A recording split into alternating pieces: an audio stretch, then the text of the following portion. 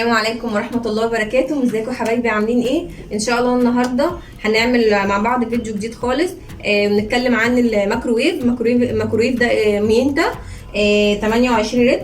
طبعا ده طبعا فيه احجام كتير ليه، بس انا جايبه الحجم اللي انا محتاجاه اللي هو المتوسط ده.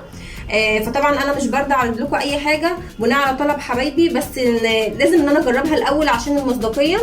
فانا جربته وعملت بيه فيديوهات حلوه جدا في الفيديوهات بتاعتنا، وان شاء الله هوريها لكم. كل مره هوريكم فيديو هوريكم مميزات الميكروويف اللي انا جبته ده، وان شاء الله هيعجبكم.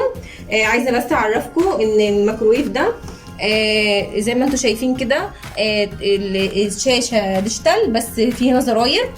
انا بفضل الزراير افضل من التاتش. وفي هنا شوايه، في شوايه هنا بقى مش اللي هي موجهه على طول مباشره للشوي، فدي طبعا الشوايه دي صحيه جدا. وزي ما انتم شايفين هنا بصوا، عندنا الشوي وعندنا هنا ومعانا الطبق الحراري ده. طبعا دي الموديلات دي موديلات جديده، دي بقى دلوقتي ده احدث حاجه نازله، وطبعا امكانياته ومميزاته جميله جدا.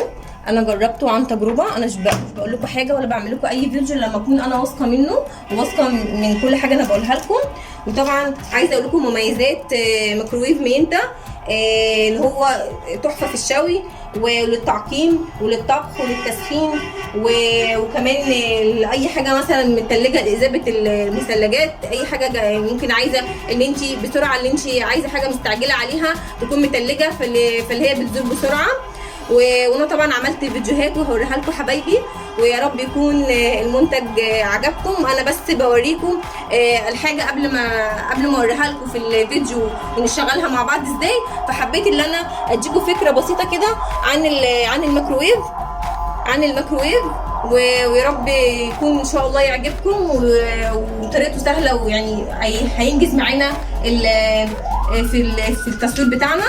والسلام عليكم ورحمه الله وبركاته.